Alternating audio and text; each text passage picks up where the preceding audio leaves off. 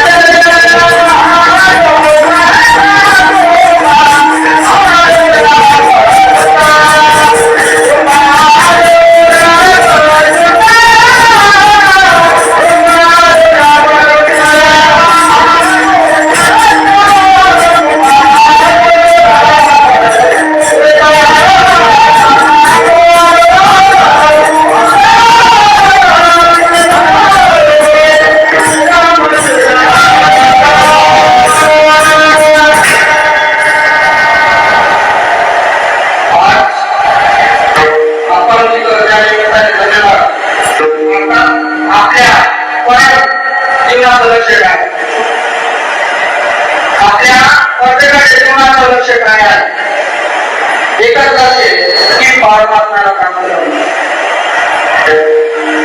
परमात्म्याला प्राप्त करणं हे जीवनाचं लक्ष्य आहे. पण आपण प्राप्त काय करतो किंवा काय प्राप्त करण्याच्या मागे लाभ घ्यायचा विचार केला त्याचा आनंद वाढायला आपल्याला आनंद प्राप्त करायचं सांगितलं तर आपण सुंदर आपल्या संसारामध्ये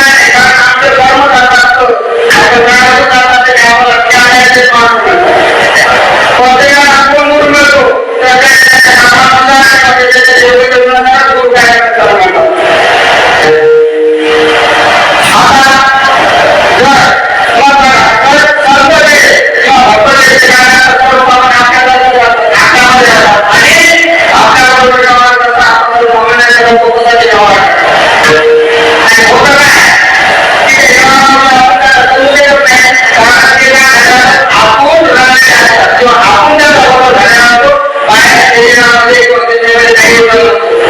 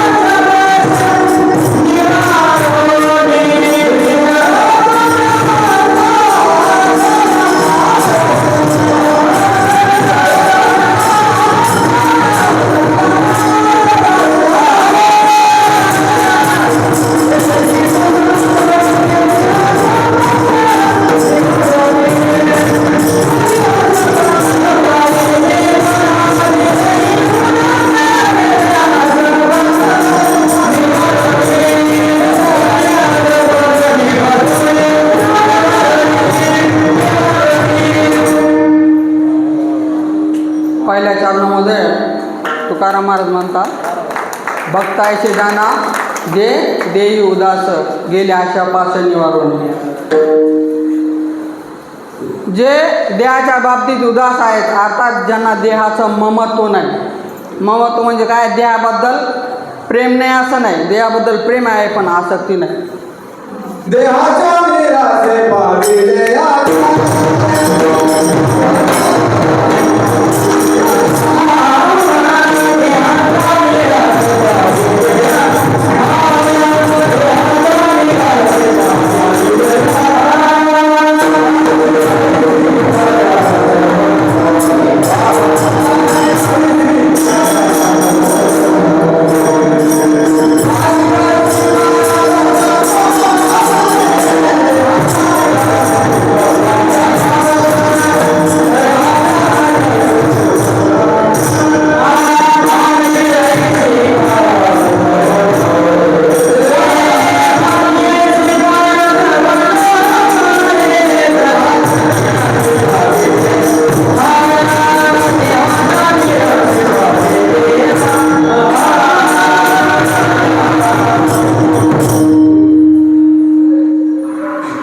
अर्थात की ज्या व्यक्तीच्या जीवनाचं परम लक्ष फक्त परमात्मा आहे किंवा ब्रह्म आहे किंवा या शिव आहे, त्या व्यक्तीमध्ये तुम्हाला काही लक्षणं दिसतील.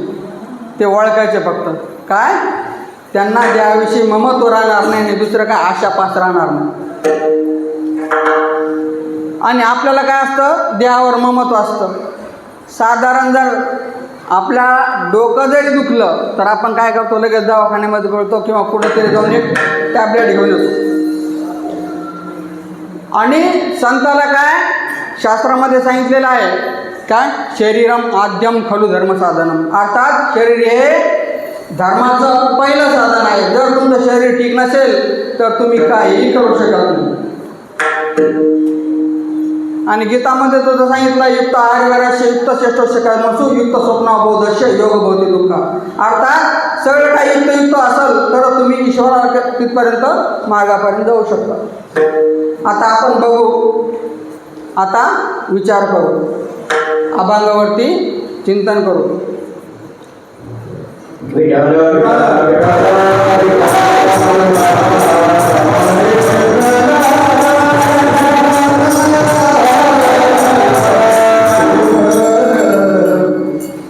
बघा, एक वेळेस काय झालं, कलकत्त्यामध्ये दक्षिणेश्वरी मंदिर आहे.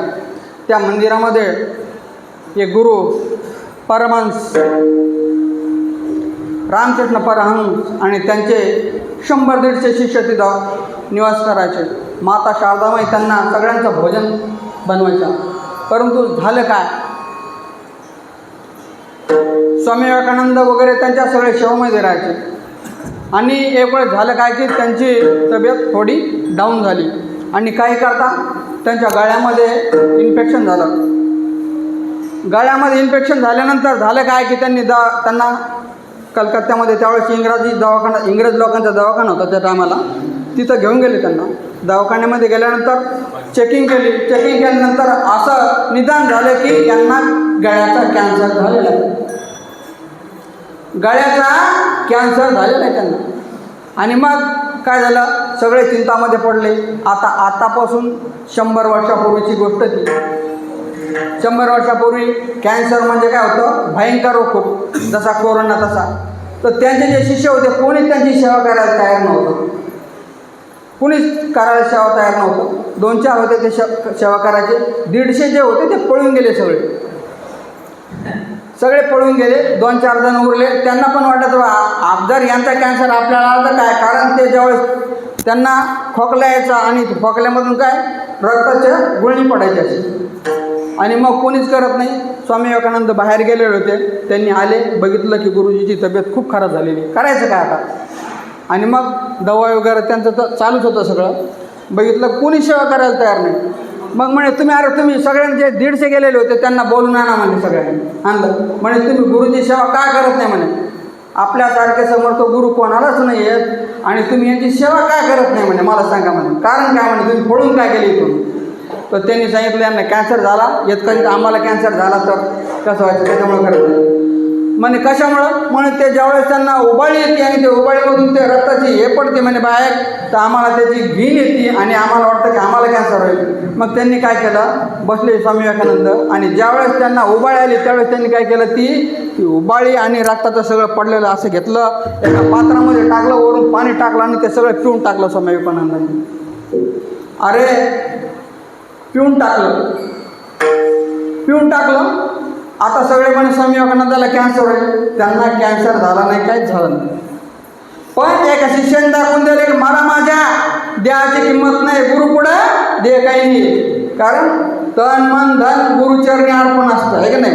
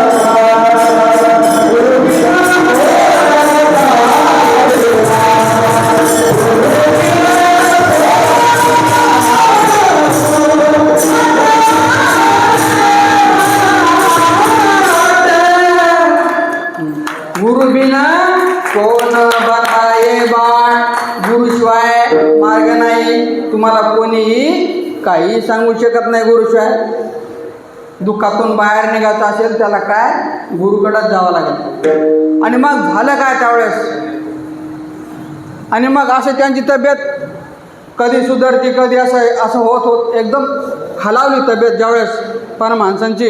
त्यावेळेस काही भक्त त्यांचे आले होते, त्यांनी सांगितलं म्हणे तुम्ही तर काली मातेचे भक्त आहात, काली माता काय करते तुमच्याबरोबर गप्पा मारते, तुम्हाला मुलासारखं सांभाळते, तुम्ही जर त्यांच्या मुलगी तर आईने काय तुम्हाला दुरुस्त करू नये, तुमचा कॅन्सर काय घालू नये, आईने जर तुमची आई असेल तर तिने कॅन्सरच घालायला पाहिजे तुमचा.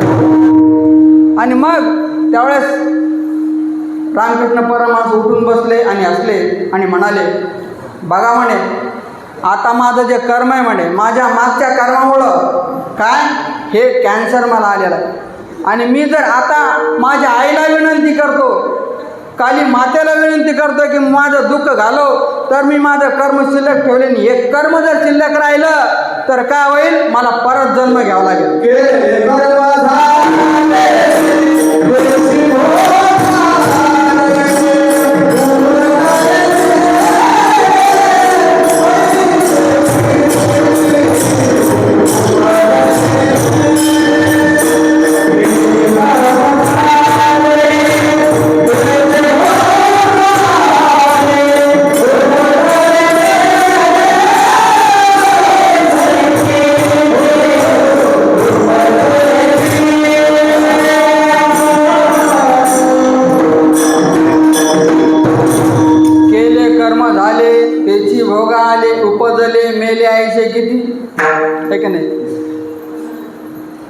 आहे का नाही. आजा मेला पंजा मेला बाप मसना, आजा मेला पंजा मेला, आजा मेला पंजा मेला, बाप मसना मेला, आजा मेला पंजा मेला,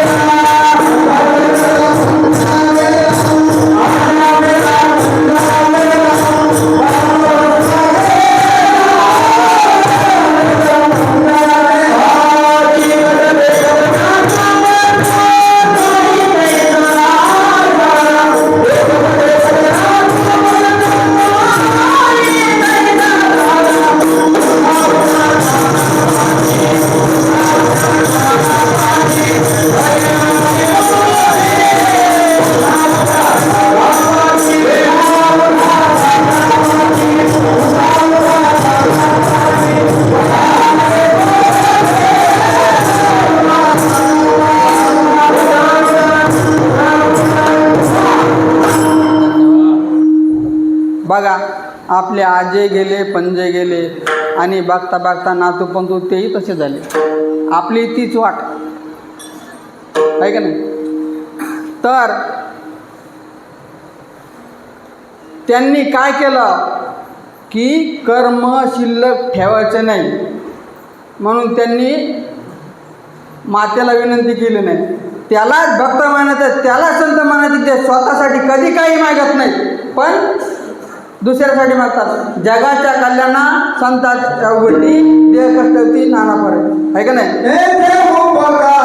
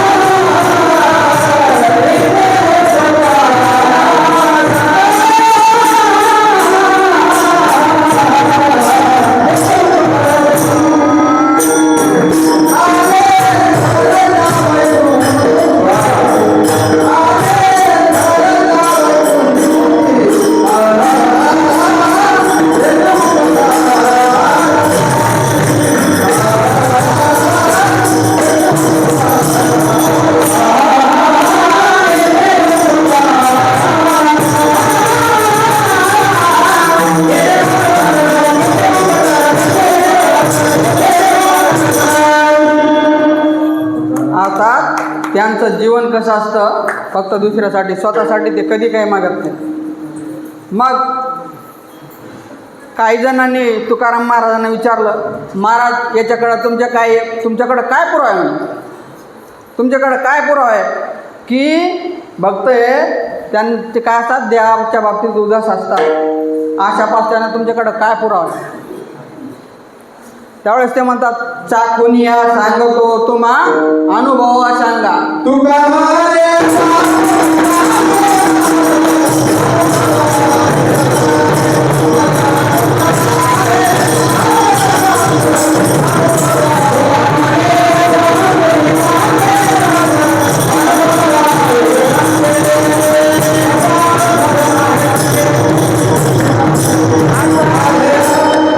मी माझा अनुभव सांगतो.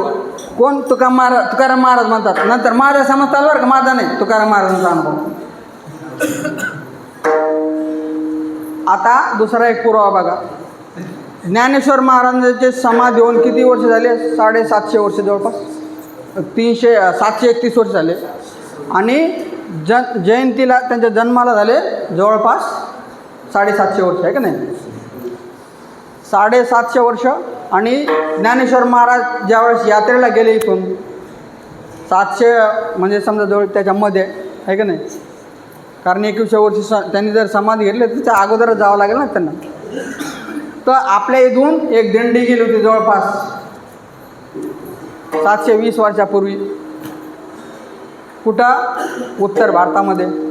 आता ज्ञानेश्वर माऊली, त्याच्यामध्ये नामदेव, संत नामदेव बाबा आणि अजून सगळे बरेचसे वारकरी गेले.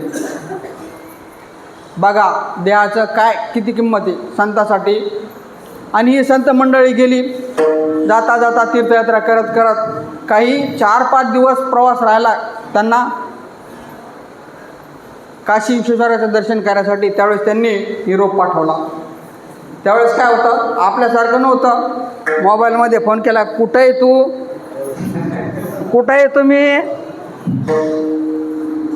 राहतो कुठं, मेकरला, सांगतो कुठं, मागावला आहे ना. असं आता काय झालं, ही दिंडी गेली तिथं आणि त्यांनी निरोप पाठवला ज्ञानेश्वर माऊलीने. कुणाला? कबीरला, संत कबीरांना. हे कबीरजी, हे भक्त शिरोमणी, आम्ही तुम्हाला भेटायला येतो, आम्हाला काशीच्या मालकाचं दर्शन करायचं आहे. तरी आमच्यासोबत काही वारकरी आहेत, त्यांची सगळ्यांची व्यवस्था होईल का? काही करा पण आमची व्यवस्था करा तिथं राहायची.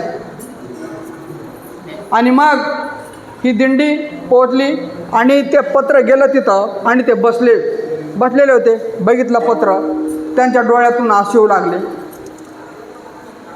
पत्र बघितलं, एवढे संत माझ्या भेटीला येणार. आसू याच्यासाठी नाही की एक तर संत येण्याची खुशी होती आणि आनंद होता की संत येतील, कारण संत येती घरा तोची दिवाळी दसरा आहे की नाही, आनंदाचा होईल. परंतु चिंता लागलेली होती. कबीरदास महाराजाच्या जीवनामध्ये दारिद्र्य होती पूर्ण. त्यांना एक वेळ खायचं जेवण मिळायचं नाही कधी कधी. आणि मग काय झालं की त्यांच्या डोळ्यातून अश्रू पडू लागले. विचार करू लागले की आता हे संत मंडळी येईल आणि मी यांची जेवणाची व्यवस्था कशी करू. बसले विचार करत, खाली बघत आणि डोळ्यातून अश्रू पडत होते. तितक्यात काय झालं, त्यांचा एक 10 वर्षाचा, जवळपास 12-13 वर्षाचा मुलगा होता. तो बाहेर गेलेला कमाल. तो आला मध्ये आणि त्यांनी बघितलं की बाबा खाली मुंडकं घालून रडत आहेत.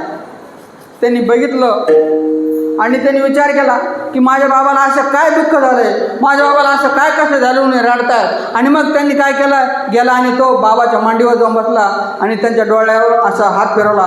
बाबा काय झालं तुम्हाला, काय रडताय का तुम्ही, रडायला काय झालं तुम्हाला, असं काय झालं. हातातली बाळा ही चिठ्ठी आली आपल्याला. काय चिठ्ठी आहे, त्याच्यात काही वाईट लिहिलेलं आहे का, नाही. मग कमाल, आपल्या घरी वारकरी येणार आहेत, योगीराज ज्ञानेश्वर महाराज येणार आहेत, भक्तराज नामदेव महाराज येणार आहेत. परंतु तू सांग मला, आपल्या घरामध्ये आपल्याला 4-4 दिवस खायला मिळत नाही, आपण त्यांची व्यवस्था करायची तरी कशी करायची. कामाला म्हणतो ते आपल्या त्या टोकाला, गलीच्या टोकाला आहेत ना, त्या काकाकडून आणतो आपण, त्यांच्याकडूनच आणू. नाही रे बाबा, त्यांचं मागचं देणं आहे आपल्याला, त्यांची मागची उधारी देणं आहे, ते कसं देतील. नाही म्हणे, विचारतून बघू. आणि मग कबीरजी गेले तर त्या माणसाने सांगितलं, त्या दुकानदाराने सांगितलं की पहिलं आणून द्या आणि नंतर उधार घेऊन जा. आणि मग कबीरजी आले आणि मग बसले तसे चिंता करत. कामाला आला आणि म्हणतो बाबा झालं काय, काय झालं, काय म्हटलं दुकानदार, बाळा तो काही द्यायला तयार नाही.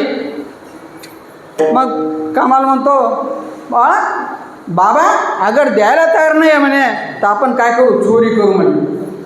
आणि तेवढी चोरी करू की जेवढं आपल्याला म्हणण्यापेक्षा ते जे वारकरी येतील म्हणे त्यांच्या खाण्यापुरतंच चोरी करू म्हणे आपण. आणि ते म्हणे नाही, कबीरदासजी महाराज तयारच झाले नाही. ते म्हणे आपल्याला कमालने सांगितलं की बाबा आपल्याला आपल्यासाठी नाही, फक्त आपल्याला त्या संताला पुरेल एवढंच आणायचं म्हणे. आणि जर आपण त्यांना इथं आले आणि जेवण नाही घातलं तर आपला धर्म ठेवून जाईल म्हणे. आणि मग झालं काय की ज्ञानेश्वर महाराजन ते यांनी चोरी करायला गेले. आपले हे रात्री कबीरदासजी आणि त्यांचा मुलगा रात्री 1-1:30 वाजता गेले. ती दुकान फोडली त्यांनी आणि जेवढं त्यांना माहीत होतं त्यांच्याबरोबर एवढे लोक येणार आहेत त्यांच्या पुरतं त्यांनी ते धान्य आणि काय ते राशन वगैरे घेतलं आणि तिथून निघाले बाहेर. त्यावेळेस कमाल काय म्हणतो, बाबा आपण यांची चोरी केली, यांना सांगून जाऊ म्हणे की मी तुमची चोरी केली बा, आम्ही फक्त संतापुरतं चालवलं. आणि मग ते कबीरदासजी म्हणतात नको बाबा आपल्याला पकडतील. नाही बाबा म्हणे आपण चोरी केली ते पण सांगायचे म्हणजे त्यांना. असा कोणता चोरी की तो सांगतो मी चोरी केली म्हणून, आहे का नाही. आणि मग त्यावेळेस काय झालं की कमाल जातो आणि कबीरदासजी कमाल पुढं आणि कबीरदासजी मागं. त्या माणसाला उठवलं, ओ काका उठा. काय झालं, तो धडपडून उठला, अंधार पडलेला होता. म्हणे काय, अरे कोण आहे तू, काय नाही. ओ काका आम्ही तुमच्या दुकानात चोरी केलं म्हणल्याबरोबर काय झालं, त्या माणसाने त्यांचा पाय पकडला कमालचा.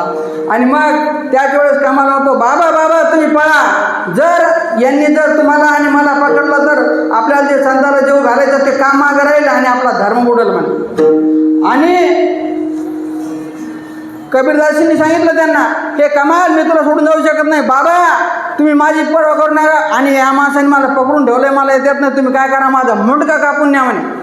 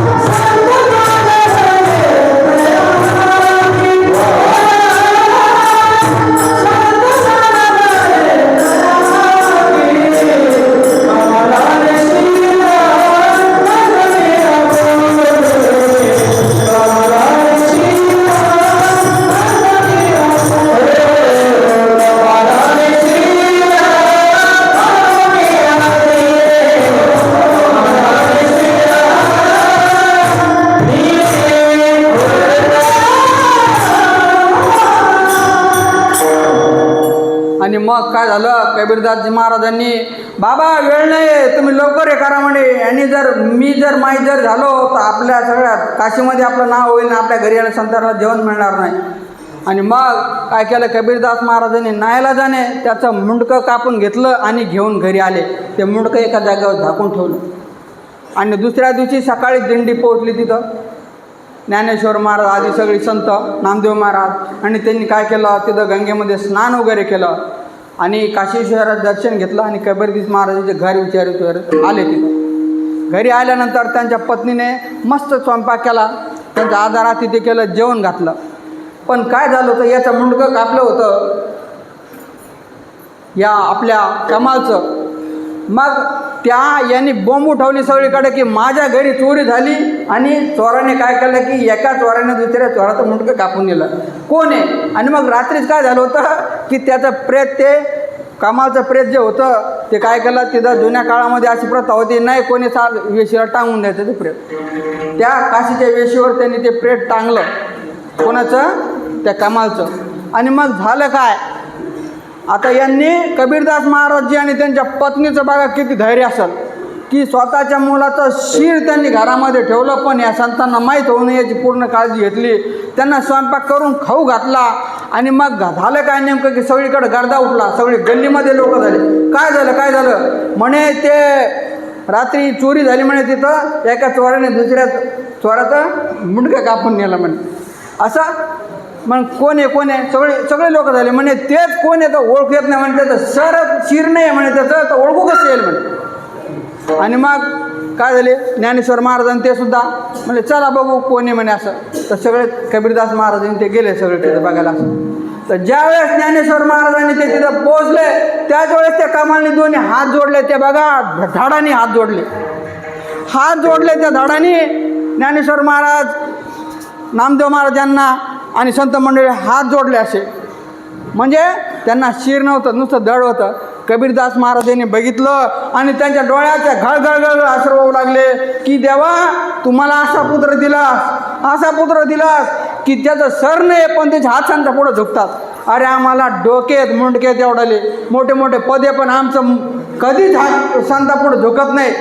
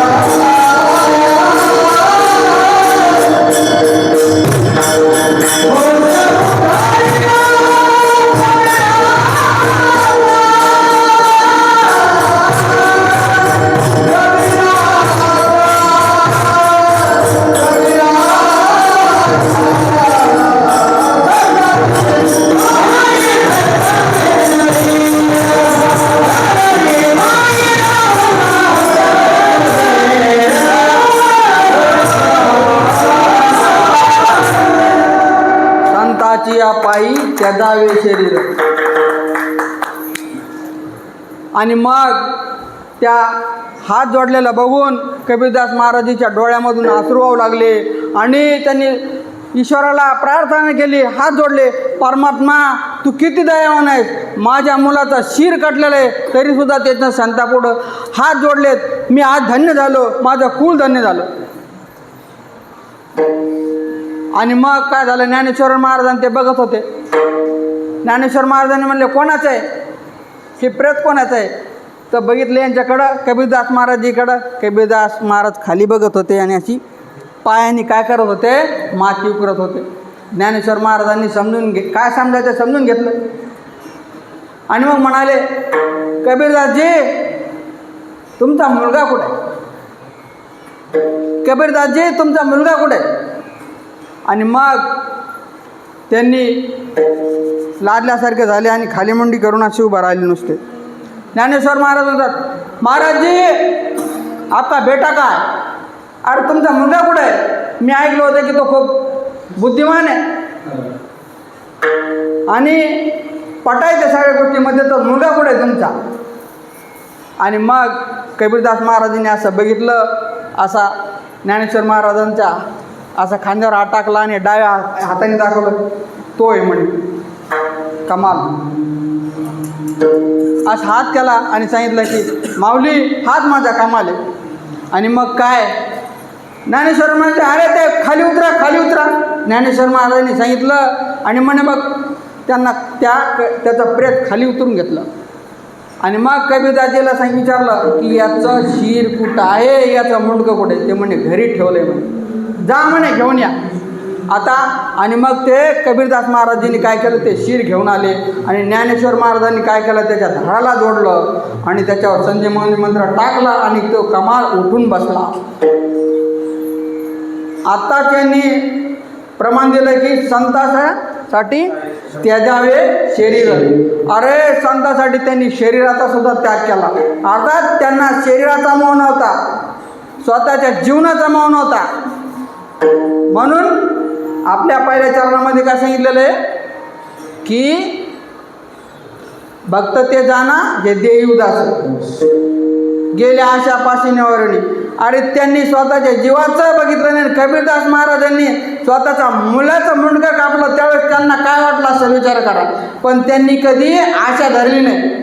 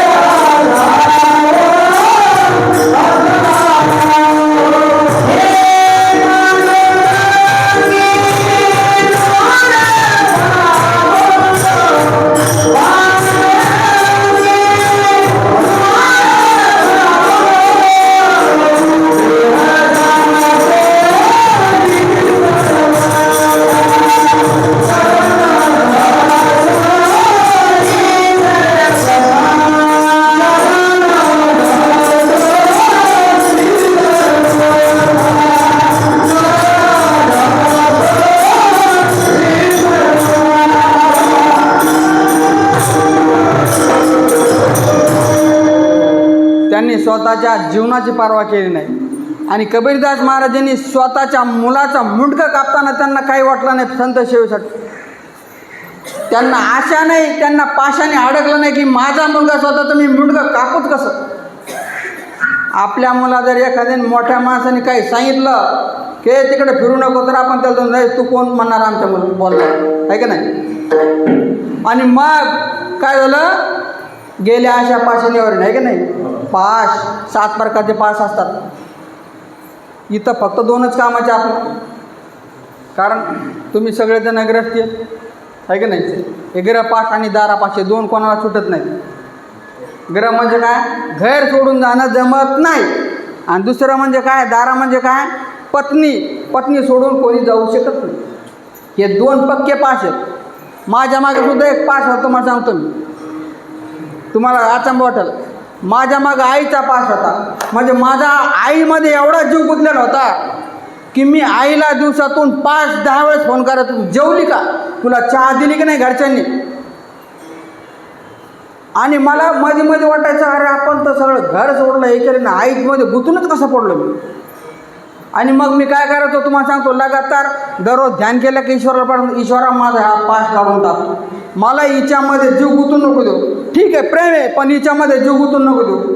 कारण मी दररोज प्रार्थना करत होतो. त्या प्रार्थनेला 2 वर्षानंतर यश आलं. काय की असं काय झालं की तेव्हापासून माझं आणि माझा जो आईबरोबर म्हणजे आसक्ती गुंतलेली होती की ही माझी आई आहे, हिच्यासाठी मी सगळं काही करायला पाहिजे, ती निघून गेली आहे का नाही. तर गेल्या आशापासून निघून येत तुम्हाला ईश्वराचं आणि संतांचं सहाय्य घ्यावं लागेल. कशासाठी? की आशापास काढायसाठी. गेल्या आशापासून मग या संतांना ही आशा पास आणि देह उदासी कशामुळे येते, त्याला कारण काय तर ते दुसऱ्या चरणात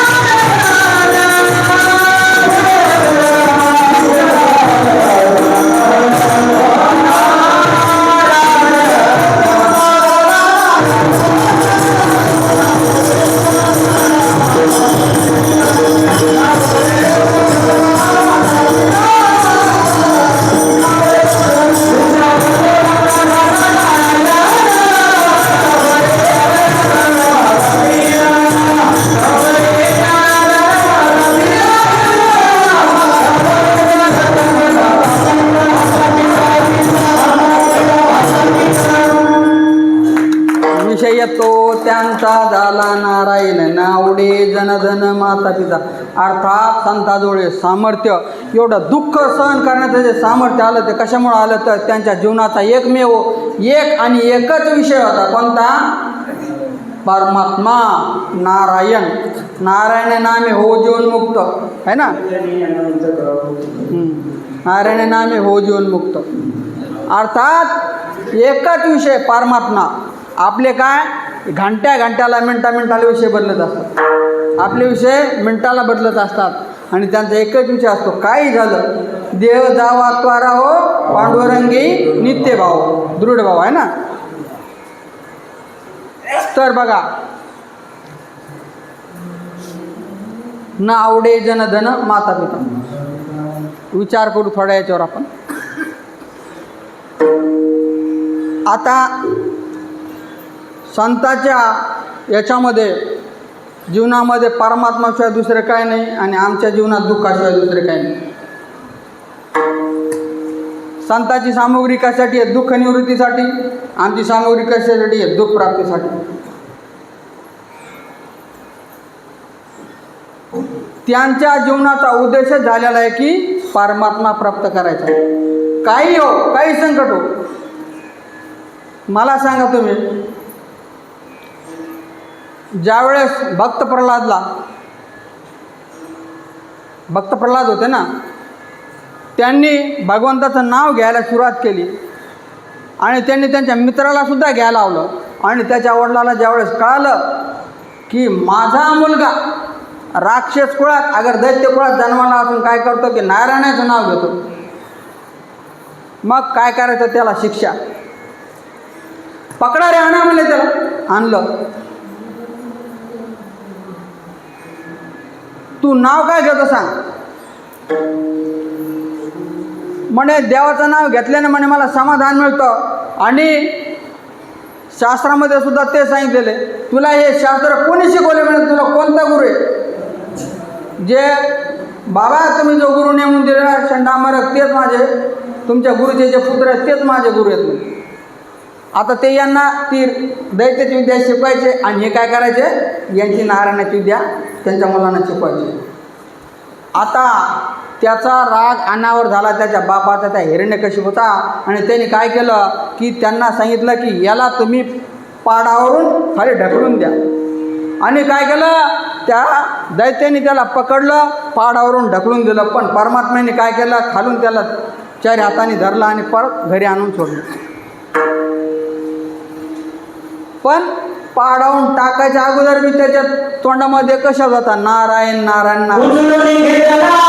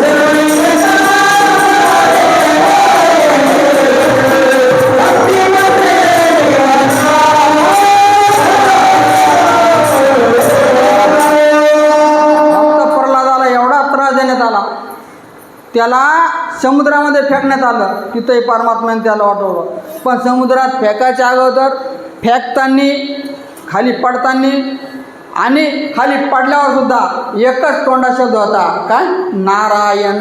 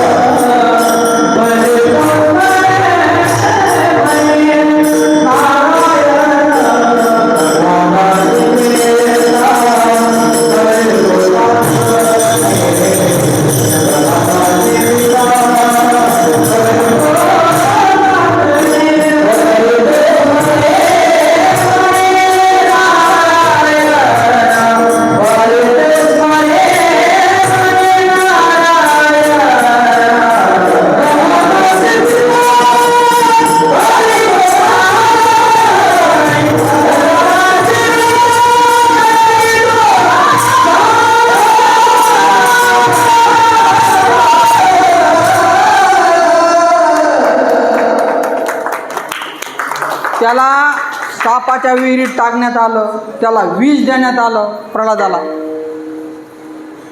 जे काय नाही, जे त्यांचे दैत्याचे प्रकार असतील छळायचे ते सगळं छळ केला, पण त्यांनी नारायणाचं नाव घ्यायचं सोडलं नाही. विषय येतो त्यांचा झाला नारायण, नावडे जन धन माता पिता, आहे का नाही. आणि मग झालं काय की आता करायचं काय म्हणले, त्याला म्हणले याला पकडून आणा म्हणले, याला कशानेच मरत नाही. प्रल्हाद त्याला सगळे प्रयत्न केले पण तो मरतच नव्हता, कशानेच मरत नव्हता. त्याला वाचवायला नारायण होते, दुसरं कोणीच नव्हतं. त्याचा सगळा भरोसा कोणावर, नारायणावर होता. आणि मग त्यावेळेस झालं काय की याला म्हणले आता, त्याला म्हणे त्याला भीती वाटू लागली हिरण्यकशिपूला. अरे म्हणे कशानेच मरत नाही, मोठं झाल्यावर माझा घात करेल म्हणजे एखाद्या वेळेस. म्हणे तू कोणाच्या जीवावर हे करतो म्हणे, तुला काय असं काय होत नाही म्हणे. मी नारायणाचं नाव घेतो त्याच्यामुळं काय आहे की मला मरण नाही म्हणे, आता मला कोणी मारू शकत नाही. आणि म्हणे तुझा नारायण कुठं आहे, या इकडं इकडं इकडं सगळं सांगितलं. हा सगळीकडेच आहे म्हणे.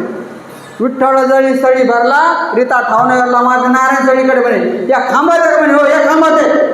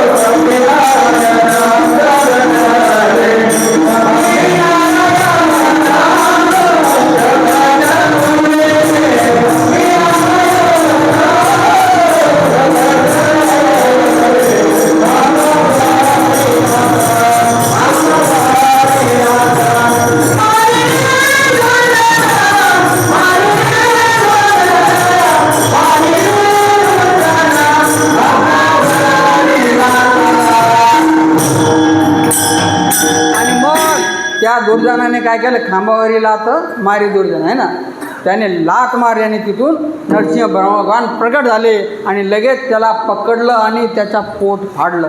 कोणासमोर फाडलं, भक्त प्रल्हादासमोरच फाडलं. मग भक्त प्रल्हादाने रोखायला पाहिजे होतं नरसिंह भगवानला, माझे वडील वडील नाही रोखलं. का नाही रोखलं याचा विचार कधी केला का रोखलं नाही. अरे दुष्टाला काय, दुष्ट मेलं तर चांगलं, दुष्ट मेलेलं चांगलं कधी पण, कारण तो त्याला देवाकडे जाऊ देत नव्हता. काय की शास्त्रामध्ये सांगितलेलं, जे आई वडील जर तुम्हाला ईश्वरापासून दूर करत असतील, ईश्वरापासून परावृत्त करत असतील तर त्यांचा तुम्ही त्याग करा. आणि त्यांनी काय केलं की त्याग केला की हे वडील माझ्या कामाचे नाहीत, मला हे परमेश्वरापासून दूर सारायला लागलेत, मी यांचा त्याग करतो. आणि त्यांनी त्याग केल्यामुळेच परमात्म्याने त्याला मारला, अन्यथा त्याला मारू शकले नसते परमात्मा पण, आहे की नाही. नावडे जन धन माता पिता, आहे की नाही. आता जन बघू की त्याचं तर बघितलं, माताचं बघू, आहे की नाही. ज्यावेळेस काय झालं की प्रभू रामजीला वनवास झाला, कोणामुळं झाला, मातेमुळं, कैकेयीमुळं. आणि कोणाच्या कारस्थानी झाला, मंथरेच्या. अशा काही मंथरेसारख्या असतात आपल्या गावात, असतील सगळीकडं, आपल्या गावात नाही बरं का. आणि मग काय त्या मंथरेच्या सांगण्यावरून प्रभू रामचंद्रांना वनवास झाला.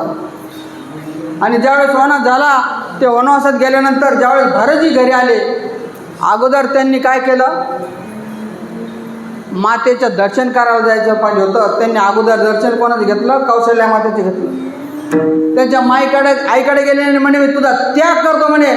तू मला जन्म देण्याच्या अगोदर म्हणले मी गर्भात मेला असतो तरी परवडला असतो म्हणले, पण तू माझी आई मला पाहिजेच नको होती म्हणे. तू आई होण्याच्या लायकीचीच नाही आहे. भारताने काय केला, आईचा त्याग केला. माता पिता, जन आणि धन है ना. जन सर्वसाधारण जेही साधना करणारे लोक आहेत, जे ईश्वराच्या मार्ग झाले, त्यांना लोकांपासून दूरच राहतात सहसा. एकनाथ महाराज तिकडं एक शूलभंजन पर्वत होते, त्याच्यावर जाऊन राहिले, साधना केली. ज्ञानेश्वर महाराज आपल्या याच्यामध्ये काय सिद्धपेठामध्ये राहिले, त्यांचे सगळे एकांतामध्ये. तुकाराम महाराज भंडारा डोंगरावर, असे कितीतरी की त्यांना जण आवडत नाही. का आवडत नाही, त्यांना आवडतात, पण कोणते की जे त्यांच्या मार्गामध्ये त्यांना प्रगतीला नेणारे ते आवडतात, आणि जे नाही ते सोडून देतात त्यांना, की नको बा यांच्यापासून दूर राहिलेलं पडतं का आपल्या ह्याच्यामध्ये. आणि धन कोणाला आवडत नाही, तुम्हाला सांग, आवडतं का तुम्हाला? धन सगळ्यालाच आवडतं ना, आहे का नाही. आता ज्यावेळेस 2016ला काय झाले, लॉकडाऊन, ते हे नोटबंदी आहे ना, आणि समजा त्या नोटबंदीतल्या नोटा जर आपल्याला कुठं रस्त्यावर दिसल्या 2000च्या, तर कोण कोण उचलणार नाही सांगायचं तुम्ही. एकाला 100 2 हजाराच्या नोटाची 100 नोटाची एक गड्डी जर रस्त्यावर भेटली, जुनी जी चालत नाही आता आहे ना, ते लिगल टेंडर नाही आता, तर याच्यातून कोण कोण सोडून जाईल सांगा, कोणीच नाही. धन सगळ्याला आवडतं आहे का नाही. धन आवडतं पण संताला आवडत नाही. तुम्हाला एक उदाहरण सांगतो. पंढरपुरामध्ये एक संत होते राका कुंभार, आणि त्यांची पत्नी वंका, आणि त्यांच्या मुलीचं नाव होतं बंका असं. तर काय झालं, एक वेळेस हे राका कुंभार आणि त्यांची घर सगळं भक्तिवान होतं. आणि मग झालं काय की एक वेळेस यांच्यावर असा टाईम आला, यांच्यावर एवढा बाका टाईम आला. काय कसा बाका टाईम आला सांगतो तुम्हाला. त्यांनी काय केलं की ते गाडगे तयार केले 4-5 दिवस, आणि पाट्या तो आवा लावून दिला. आवा म्हणजे काय, त्याच्यामध्ये गाडगे जे भाजायचं असतं ना, त्याला आवा म्हणतात. त्याला आग लावली, आणि काय झालं, त्या टायमाला दिवस उगवल्यानंतर बघतात तर तिथे एक मांजर येऊन काय करत होती, त्या आव्याभोवती म्याव म्याव म्याव करत राहायची. आणि मग त्यांनी विचार केला, ही मांजर म्याव म्याव करते का. मग विचारलं पत्नीला, म्हणे ती नक्की येली एका गाडग्यामध्ये येलेली असेल म्हणे, आणि त्याच्यामुळे ते पिल्लासाठीच रडत असेल म्हणे. आणि मग यांनी विचार केला, आता कसं करावं, कारण आव्यामध्ये आता काढावं कसं, ते आवा 3 दिवसानंतरच काढावा लागतो. एकदा लावले ना भट्टी, विटाची भट्टी, ती भाजल्याशिवाय काढता येते का नाही. आणि मग विचार करू राहिले काय करावं. आणि मग ते भक्तच होते, ते कोणाच धाव करणार, फक्त विठ्ठलाचा.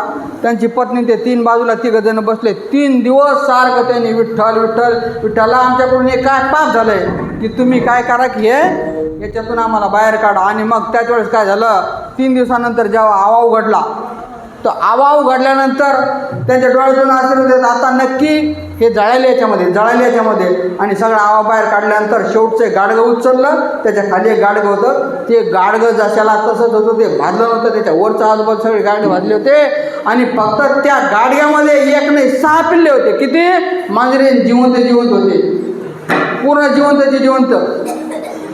तर काय झालं हे, आणि मग त्याच्या डोळ्यातून असं, परमात्मा हे विठ्ठला, तू आमची आबरू राखलीस. आम्ही कधी चिखल तुटताना सुद्धा जर मुंगी दिसली तर आम्ही बाजूला काढून ठेवतो, तर आमच्याकडून हे पाप होणे तू वाचवलेस. आता याच्या पुढे मी काय करील, हवा लावणार नाही, जंगलात जाऊन लाकड तोडून आणील विकल, पण मी हे धंदा करणार नाही. त्यांनी त्यांचा धंदा सोडून दिला. आता ज्याचा जे धंदा आहे ते धंदा गेल्यानंतर त्याच्या जेवणाची सोय लागते का नाही.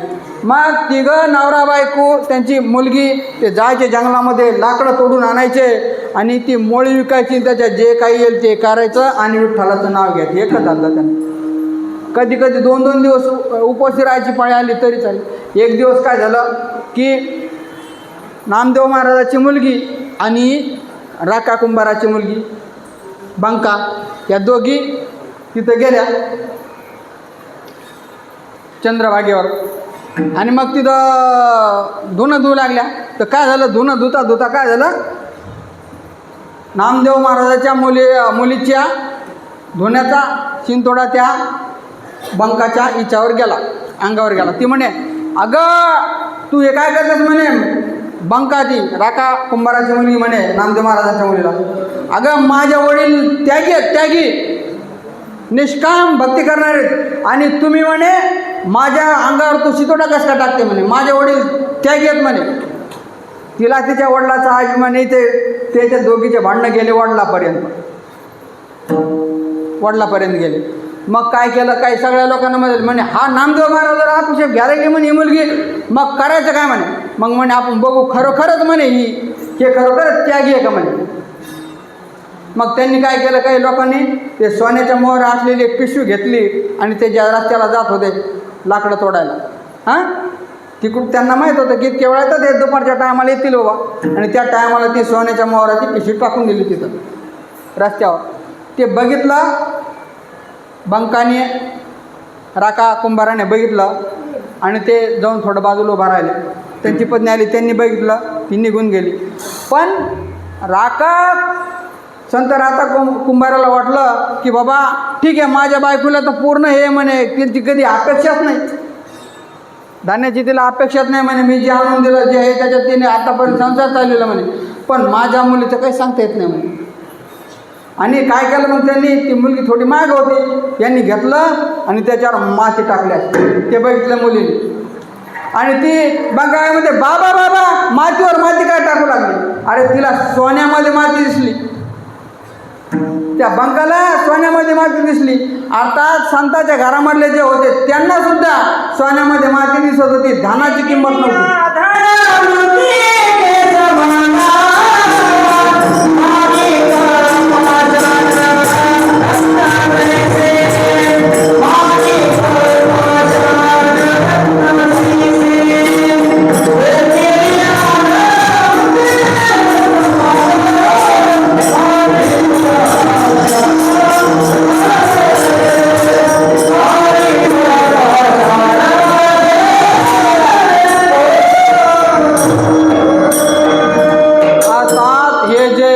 भक्त आहेत, देहाच्या बाबतीत उदास आहेत, परमेश्वराच्या भक्तीमध्ये रत आहेत आणि ज्यांना नारायणाशिवाय दुसरं काहीही माहीत नाही, जन धन त्यांना आवडत नाही, तर काय त्यांचा विषय तो त्यांचा झाला नारायणांना आवडे जन. मग अशा चला एक वर भजन करू, चला.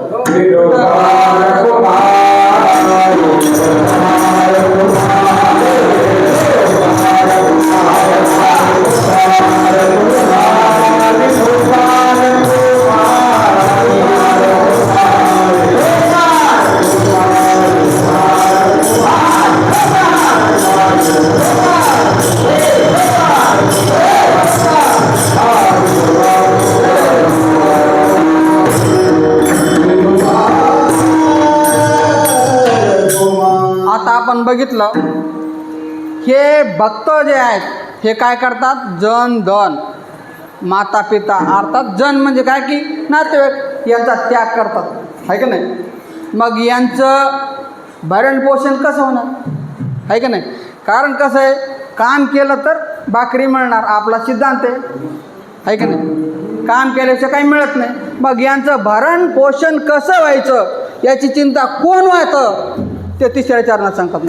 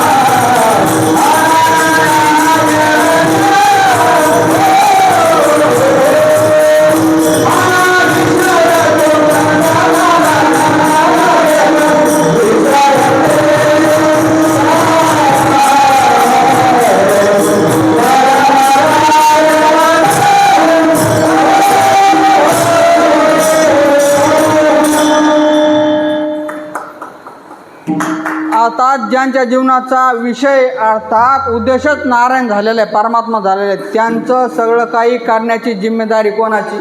ईश्वराची. आपण जर कोणाकडे नोकरी करीत असलो तर आपल्या भरणपोषणाची जिम्मेदारी कोणाची? मालकाची. आता या जगाचा मालक, जगाचा मालक आहे, मग जगाची जिम्मेदारी कोणावर आहे? त्या जगाच्या मालकावर आहे. पण आपण काय करतो? त्याचं ओझं आपल्या मस्त घेतो की माझी जिम्मेदारी म्हणतो आहे ना, आणि फसतो तिथंच आपण. आता बघा, निर्वाणी गोविंद असे मागे पुढे काहीच साकडे पडून येते. अर्थात संकट निर्वाणी म्हणजे काय? संकटाच्या टायमाला परमात्मा मागे पुढे उभा राहतो, मागे पुढे उभा राहतो, आहे का नाही? आता बघू आपण मागे पुढे, निर्वाणी बघू आणि नंतर मागे पुढेचा पण विचार करू. संकटाच्या टायमाला ईश्वर धावून येतो. काय झालं? बीड जिल्ह्यामध्ये एक तेर नावाचं गाव आहे बघा, आणि ती जन्मभूमी आहे संत, अर्थात सगळ्या संतांमध्ये जे वृद्ध संत मानले जायचे ते गोराकुंबा, गोरोबा काका. गोरोबा काकाचं गाव ते. आता गोरोबा काकाचा संसार व्यवस्थित चालू होता, पत्नी होती, त्यांचा एक धंदा, आपलं जे आहे काम चालू, रात्रंदिवस काय नाम चालू आणि काम चालू. मुकमे नाम हातमे काम,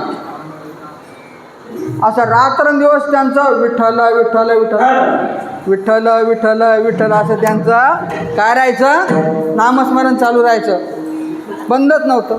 आता काय झालं? त्यांना एक मुलगा झालेला होता. अरे असू नका, त्यांना मुलगा होता एक, किती?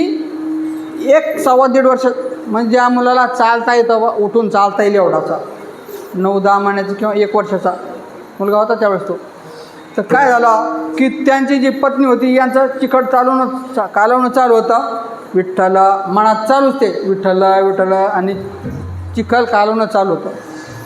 आणि मग काय झालं की त्यांची जी पत्नी होती त्यांनी सांगितलं की अहो अहो, यांचं भान नव्हतं तिथं. अहो मी पाणी आणायला जाते, तुम्ही काय करा, त्या बाळावर ध्यान ठेवा. यांचा डोळे झाकलेले आणि नामस्मरण चालू आणि चिखल तोडणं चालू. आणि त्यांची पत्नी गेली निघून पाणी आणायला, आणि पाणी आणायला गेल्यानंतर ते दूर होतं थोडं, कारण पहिल्या काळामध्ये पाणी काही विहिरीचं पाणी सहसा नव्हतं, नदीवरून पाणी आणावं लागायचं. आणि मग त्यांना उशीर झाला तर काय झालं, हे बाळ उठलं बघा, मध्ये उठलं, आणि ते उठल्यानंतर बघितलं आजूबाजूला त्याला आई दिसली नाही, बाबा दिसले. ते गेलं तिकडं, गोरोबा काकाकडे गेलं. गोरोबा काकाचे डोळे लावलेले होते, नामस्मरण चालू होतं, चिखल चढवलं. ते बाळ गेलं तिथं, आणि काय त्या बाळाने त्यांचा पाय धरला. त्या पाय धरलेला सुद्धा यांना माहीत झालं नाही. आणि ते त्यांच्या याच्यामध्ये असताना ते मुलगा खाली चिखलात पडला.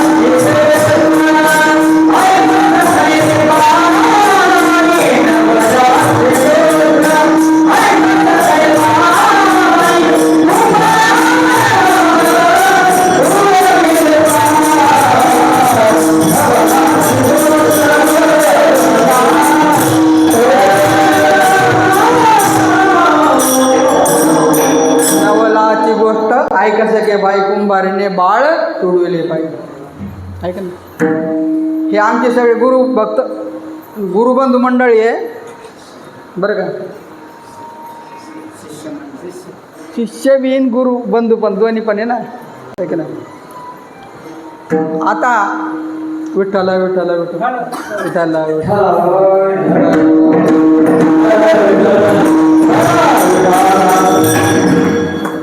आणि मग झालं काय माहिती का, ते बाळ पाय खाली गेलं, हे भानावर नव्हते आणि नामस्मरणामध्ये एवढे दंग झाले होते की यांना बाहेरचं काही भान नव्हतं आणि ते मुलगा खाली दाबल्या गेला.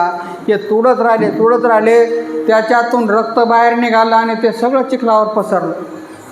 आणि त्यांची पत्नी आली आणि त्यांनी विचारलं, अहो बाळ कुठे, बाळ कुठे, तुम्ही बघितलं का? त्यांचे डोळे झाकलेलेच, त्यांना तिचा आवाजसुद्धा आला नाही. आणि मग ती म्हणते अहो गेलं आणि त्यांना हरवलं. अहो काय मालक, बाळ कुठे आपलं? ते म्हणे असाल इथं कुठं तुम्हाला सांगितलं होतं ना. म्हणे मग तू काय म्हणली मला माहीत नाही म्हणे असं. आणि मग बघितलं चिखल लाल कस काय झाला, बघितलं तर त्या चिखल सगळा लाल रक्ताने लाल झालेला होता. आणि काय ते लक्षात आलं नाही. तिने त्या आईने आंबाळा फोडला की काय केलं तुम्ही, आणि ती जे नाही ते काही बोलू लागले त्यांना. आणि मग ती जास्त बोलल्यामुळं काय झालं, आताचे नवरे सोडा, पहिले नवरे कसं जायचे काय झालं की हेच होतं, जास्त काही कमी जास्त झालं. पाणी द्यायला जरा हे झालं तर हात वर राहायचा द्यायचा. आणि त्यांनी वर हात केला, तिला भीती वाटली आणि तिने काय म्हटलं, खबरदार म्हणलं मला हात जर तुम्ही लावला तर तुम्हाला विठ्ठलाची आणि म्हणे. असं म्हणल्यावर त्यांनी हात मागं घेतला. आता झालं संसार चालू आहे त्यांचा, सगळं चालू आहे व्यवस्थित. आता मुलाचं दुःख आईला दुःखच होतं. यांनी समजून घेतलं की जे प्रारब्ध कर्म आहे ते त्याच्यानुसार झालं सगळं आणि चालू लागलं. आता 2 महिने झाले, 4 महिने झाले, 6 महिने झाले, यांनी कधी त्यांना त्यांच्या पत्नीला सुख दिलंच नाही. पत्नी तक्रार करू लागली त्यांची की मला दुसरा मुलगा पाहिजे. ते म्हणले तू मला काय सांगितलं, खबरदार म्हणले मला विठ्ठलाची आण दिली म्हणले आणि मी हे माझं मोडणार नाही. आता तू मला आईसारखी म्हणले, माझ्या बहिणीसारखी. आता झाले 6 महिने वर्ष झाले, पत्नी थकली आणि मग काय झालं, तिने तिच्या वडिलाकडे जाऊन सांगितलं. आणि मग सासरेबुवाने विचार केला की आता नाही, यांचा वंशाचा दिवा वाढायला पाहिजे. मग काय केलं की त्यांचीच छोटी बहीण होती म्हणजे यांची साली, तिलाच काय केलं की तिच्यासोबत लग्न लावून दिलं. पण ज्यावेळेस लग्न लागलं तिची वाटं लावावं लागले त्यावेळेस सासरेबुवा काय म्हणे, सासरेबुवांनी सांगितलं, महाराज हे गोरोबा तुम्ही जसं पहिलीला सांभाळा म्हणले असं तिला सांभाळा म्हणले. यांनी काय समजून घेतलं, घरी आले, पहिलीला जसं सांभाळा तसं सांभाळा म्हणजे पहिलीला आईसारखंच त्यांनी मानलं, बहिणीसारखं म्हणलं, हिला बी बहिणीसारखंच मान, आईसारखंच मान. आणि मग असे दिवस गेले, वर्ष झालं, 6 महिने झालं. पत्नीला वाटायचं की आम्हाला मूलबाळ पाहिजे.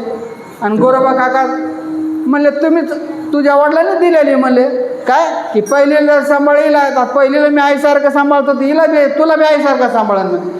मग या दोघींनी विचार केला, वर्ष 6 महिने निघून गेले, दोघींनी विचार केला आणि मग काय केलं म्हणे, आपण यांचं म्हणे आता काय करू, यांचं वचन भंग करू म्हणे, हे स्वतः करत ना आपण करू म्हणे. आणि मग गोरोबा काका झोपले होते बाजूला, त्या गेल्या दोघीजणी आणि त्यांनी काय केलं, आपले हात गोरोबा काकाच्या झोपेमध्ये असताना हात काय केलं, अंगावर ठेवून घेतले.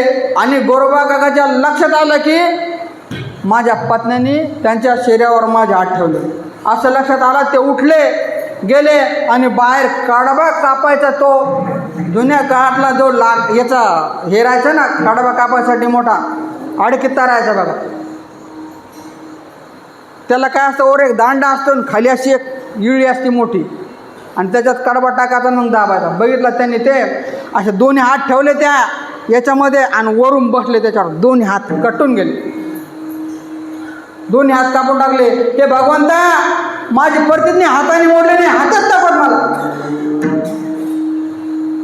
तुझ्या भक्तीमध्ये हात म्हणे, हाताने माझी प्रतिज्ञा मोडली, तुला दिलेली शपथ हां माझ्या पत्नीने दिले, तुझ्या बाबतीत जी शपथ दिली होती तुझी ती हाताने मोडली म्हणे, हातच काय कामाचे माझ्या, आणि ते हात त्यांनी तोडून टाकले स्वतःच्या हाताने. आता काय करायचं? पहिलं घरामध्ये काम करणारे हेच होते, त्यांच्या पत्न्याचं काम काय, घरचं सगळं सांभाळणं आणि बाकीचं सगळं हेच करायचे. आता हातच गेले तर घर कसं चालायचं? हातच गेले नाही यांचे, गाडी घडीणारे हेच होते. आता मग काय झालं असं, आणि त्याच वेळेस काय झालं की यांची फजिती चालू झाली. पत्न्याला सुद्धा वाटलं की आपण हे काय केलं, पर्याय नव्हता. आणि मग इकडं बघा, इकडं गोरोबा काका बसायचे आणि नामस्मरणामध्ये खंड पडला नाही, कधीच खंड पडला नाही त्यांच्या नामस्मरणामध्ये. आणि विठ्ठलाला चिंता लागली, विठ्ठलाला चिंता लागली आणि विठ्ठलाच्या डोळ्यातून आश्रू येऊ लागले. रुक्मिणी माता बाजूला, देवा काय झालं तुम्हाला, काय झालं? काही नाही रुक्मिणी, काही नाही, काही नाही, काय देवा काय झालं म्हणून तुम्हाला वाटतं? अगं रुक्मिणी बघ म्हणे, गोरोबाची काय परिस्थिती म्हणे. अरे त्याला खायला नाही तरी पण तो माझं नाव घ्यायचं सोडत नाही म्हणे, त्याची भक्ती थोडीसुद्धा कमी पडली नाही. आपल्याला जावं लागेल म्हणले त्यासाठी. म्हणजे काय झालं गोरोबाला? मग झालेली सगळी हकीकत रुक्मिणीला सांगितली. आता काय करायचं काय तेव्हा? रुक्मिणी आपल्याला जावं लागेल म्हणे. आता कुठं देवा? आता लोक येतात तुमच्या पंढरपूरमध्ये भेटायला येतात आणि तुम्ही तिकडं भक्ताकडे जाणार का? हो म्हणले मला भक्ताकडे जावं लागेल. बघा त्या संताचं एवढं सामर्थ्य होतं, एवढ्या भक्तीची ताकद होती, एवढं भक्तीचं प्रेम होतं की देव तुझ्या डोळ्यात पाणी आलं. देवाने सुद्धा विचार केला की मला याच्या घरी जावं लागेल, याचं भरणपोषण करावं लागेल. कसं करणार मग? मग काय केलं यांनी? गरुडाला बोलवलं. गरुडा काय चाल म्हणे. आणि रुक्मिणी माता ते आले.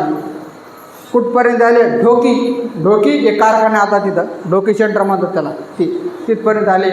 आणि गरुडावर ते बसून आले तिथपर्यंत. आणि त्या ढोकीला आल्यानंतर काय झालं की देवनी गरुडाला खाली सोडलं. म्हणले गरुडा काय रूप बदला म्हणे, काय गाढव हा म्हणे, गाढव म्हणे. हां देवा मी गरुड आहे, गाढव. हां गाढव म्हणे. आता देवाची आज्ञा त्याला गाढव व्हावं लागलं. आणि मग रुक्मिणी मातेला म्हणले, रुक्मिणी हे भरदारी कपडे जमणार नाही म्हणे तुला, आपल्याला कुंभाराच्या घरी जायचं तर कुंभारासारखा वेळ धरावा लागेल म्हणे. मग लगेच म्हणे आता हे काढून टाक म्हणे, साधारण साडीचं लुगडं हे केलं रुक्मिणी मातेने, घातलं आणि असा आडो कुकू लावलं बघा, आडो कुकू. आणि देवानी काय केलं, एक बंडी घातली आणि गुडघ्यापर्यंत धोतर. जुन्या कुंभाराचं कोणी जुन्या काळातले होते ना, ते त्या मातीत काम करायला इथून वरच धोतर आहेत त्याचे. असं धोतर घातलं, बंडी घातली, मस्त असा टिळा लावलेला आणि आले कुठपर्यंत? ढोकीपर्यंत. ढोकी मग त्याला सांगितलं, गाडावर बसले दोघं जण तिथून. म्हणजे काय चाल म्हणे. आता गेले तिथं गेल्यानंतर म्हणे ओ इथं गावामध्ये आले, तेर गावामध्ये ते. आणि तिथं विचारलं, ओ इथं कोणी एखाद्या कुंभाराचं घर आहे का? याला का माहीत नव्हतं का कुंभाराचं घर आहे का म्हणे? हो आहे म्हणे, त्या तिकडे गावाच्या पलीकडं आहे म्हणे, त्या सरळ जा म्हणे तुम्ही, सरळ तिथं म्हणे आमचे गोरोबा काकाचं घर आहे म्हणे. त्यांना गावातले सगळे गोरोबा काकाच म्हणायचे, काकाच म्हणायचे. आणि मग झालं काय की हे गेले तिथं. ओ महाराज आवाज द्याला, या जगाच्या मालकाने आवाज द्याला. कोणाला? महाराज. ओ महाराज. म्हणजे कोण आहे म्हणे? अहो आम्ही आहे ना पश्चिम महाराष्ट्रातून आलो म्हणे. पश्चिम महाराष्ट्रातून आले कशासाठी आले बाबा? आमच्याकडं दुष्काळ पडला म्हणे, तिथं काय म्हणे आमचे गाडगे वगैरे विकत नाहीत. आम्ही म्हणलं चला इकडे येऊ, मराठवाड्यात येऊ, आणि मग आमच्या निदान खाण्याची व्यवस्था लागली, राहायची व्यवस्था लागली, बस आम्ही नुसतं पोटावर राहायला तर. गोरोबा काकाचे दोन्ही हात गेलेलेच होते, आहे का नाही? आणि मग ते म्हणतात की बाबा हो तुम्ही गलत जागेवर आला म्हणे, तुम्हाला कोणी सांगितलं म्हणे? आम्ही विचारलं म्हणे गावामध्ये. आता म्हणे आम्हाला काम द्या म्हणे आणि 2 टायमाला जेवण द्या, राहायला जागा द्या. ते म्हणे बाबा आमचेच खायचे वांदे म्हणे, आम्ही कसं करणार म्हणे, तुम्हाला कसं द्यावं म्हणे? ते होणार नाही, तुम्ही जा म्हणे. नाही द्या, तुम्ही नुसती रायपुरती जागा द्या म्हणे, आम्ही आमचं इथं गाडगे घडून विकू आणि तुम्हाला बी देऊ ना आम्हाला. आणि मग शेवटी काय झालं की त्यांनी विचार केला बरोबर काकांनी की बाबा आपल्याला हात नाहीत, आपलं हे चाललेलं आहे. आणि मग लगेच त्यांनी काय केलं, ठीक आहे हो मी तुम्हाला राहायला जागा देतो आणि आम्ही जे काही चटणी भाकरी खाऊ ते तुम्हाला खावं लागेल. त्यांची पत्नी म्हणे म्हणे आपल्या घरातच खायचे वांदे म्हणे आता, आणि तुम्ही अजून ती गजन आणले म्हणे. म्हणजे गाढव यांचं गाढव सांभाळायला लागेल, पण हे बी गरुड जे गाढव झाला ते, आणि हे दोघं जण नवरा बायको. हां, आता काय करायचं म्हणे याचं. त्याची बायको खवळली त्यांच्यावर. ते म्हणे अगं बघ म्हणे त्यांच्याकडे दुष्काळ पडला. त्यांचं हृदय, संतांचं हृदय का असतं बरं का, त्यांचं हृदय एवढं कोमल असतं म्हणे. खातील म्हणे आपल्यावर अर्धी कोर, आपण जसं राहू ते खातीलच. आणि मग त्यांनी विचार केला की मग म्हणे ठीक आहे भाऊ तुम्ही राहा म्हणे, पण तुला एकट्यालाच काम करावं लागेल म्हणे. देवाला काय म्हणे की तुला एकट्यालाच काम करावं लागेल. देव म्हणे ठीक आहे म्हणे, तुम्ही काही करू नका म्हणे, मी सगळं काम करतो. आणि मग काय झालं बघा, ते चिखल देवाने तुडला त्याच्या घरी. तेवढं भाग्य बघा त्या कुंभाराचं. देव त्याच्या घरी चिखल तुडला आणि मग लगेच दुपारून कामाला लागला. संध्याकाळपर्यंत त्यांचा जेवढा आवारा होता समजा ते सगळं त्यांचं पटांगण सगळं त्या गाडग्याने भरून गेलं पूर्ण. आणि लगेच आवा लावला की तिसऱ्या दिवशी बाहेर काढलं की आलं. लोक म्हणे हां गोरोबाकाच्याकडे एक म्हणे त्या पश्चिम महाराष्ट्रातला एक मोठा कुंभार आला म्हणे, काय गाडगे घडत नाही. गोरोबा त्याच्या पुढं फेले म्हणे गाडगे, गोरोबा काकाचे एक नंबरचे गाडगे म्हणे. मग बुकिंग सुरू झाली. मग गावातले निघाले, बाहेरचे असे गाडगे कुठेच मिळणार नाही म्हणे. असं करत करत करत त्यांचं पूर्ण झालं. 6 महिने माझा परमात्मा त्याच्या घरी गाडगे घडले. कशामुळं? फक्त प्रेमामुळं. गाडगे घडले, रुक्मिणी मातेने चिखल तुडला. हां, लोक तिथं भेटायला जातात कुठं पंढरपूरला, पण हा देव गोरोबा काकाच्या घरी राबत होता. 6 महिने झाले. 6 महिन्यानंतर काय झालं की एवढा धंदा वाढला, एवढा धंदा वाढला. आणि मग गोरोबा काका फक्त विक्री करायला होते, फक्त माल असं. म्हणजे एवढी परिस्थिती सुधारली की व्यवस्थित झाली सगळी, पहिल्यापेक्षा तिप्पट चौपट परिस्थिती झाली गोरोबा काकाची. हे दोघं जण भेटलेले. आणि मग झालं काय की आली पंढरपूरची यात्रा है ना. आषाढी आली. आषाढीला नियम वारकऱ्यांचे की आपल्याला पंढरपूरला जाणे द्या. गोरोबा काकांनी सांगितलं अहो इकडे म्हणे. काय म्हणे आता मी पंढरपूरच्या वारी जाणार. हो काका जा तुम्ही, बिनधास्त जा म्हणे तुम्ही. मग तू ही माझी जिम्मेदारी आहे, तुझी जिम्मेदारी, माझी जेवढी जिम्मेदारी आहे हे गाडगे तयार करणं, आवा लावणं, विकणं, पैसे जवळ ठेवणं, सगळं तुझी जिम्मेदारी म्हणे. ठीक आहे म्हणे. देवाने ती पण जिम्मेदारी घेतली. आणि मग झालं काय, आता गोरोबा काका गेले, 2 दिवस झाले त्यांना. मग हे रुक्मिणी माता म्हणते देवा आता आहे ना म्हणे जावं लागेल आपल्याला. कसं काय? सगळे भक्त येतील म्हणे तिथं, आणि तुम्ही तिथे दिसले नाही तर काय होईल म्हणे. बरं म्हणे ठीक आहे म्हणे. मग ते गाढव घेतलं आणि मग त्यांच्या पत्नीला सांगितलं आईसाहेब बघा ह्या जगाचा मालक त्या गोरोबाच्या पत्नीला काय म्हणतो, आईसाहेब आम्हाला सुट्टी द्या, आमच्याकडे ना घरी पाहुण्याचं काहीतरी लग्न वगैरे आलेलं असं काम आहे, आम्हाला जावंच लागणार कसं केलं तरी. नाही बाबा तू तर त्यांना सांगितलं होतं. बघा ती काय म्हणे, तू तर सांगितलं होतं. गोरोबा काकाच्या पत्नीला तू तर सांगितलं होतं की मी सगळी जिम्मेदारी. हो माझी जिम्मेदारी आहे. मी एवढे गाडगे का या 2 दिवसामध्ये एवढे गाडगे तयार करून ठेवतो की ते तुम्हाला 6 महिन्यापर्यंत विक्री जातील. आणि देव भेटला बघा. 2 दिवस रात्रंदिवस एवढं जे गाडगे हे करून ठेवले, तर आवा लावला आणि त्यांनी सगळं रेडी मांडून ठेवलं सगळीकडं. आणि मग आईला सांगितलं की आम्ही निघालो. मग आले पुन्हा जसं तसं गरुडला घेऊन तिथं आले. आता सगळे भक्त मंडळी आली दर्शनाला तिथं. आणि मग दर्शन आली, बघितलं गोरोबा काकांनी. अरे म्हणले देवाच्या याला पितांबराला म्हणले काळा कस काय झाला गड्या, जाऊ दे म्हणले लागलं असेल काहीतरी असं. आणि मग रात्री कीर्तन नामदेव राहायचं सगळी त्या याच्यामध्ये वाळवंटामध्ये सगळे संत मंडळी जमलेली तिथं. आणि नामदेव राहायचं कीर्तन तिथं. आणि देव मागं उभा. आणि नामदेव कीर्तन करत होते आणि देव मागं नाचत होते, आहे की नाही.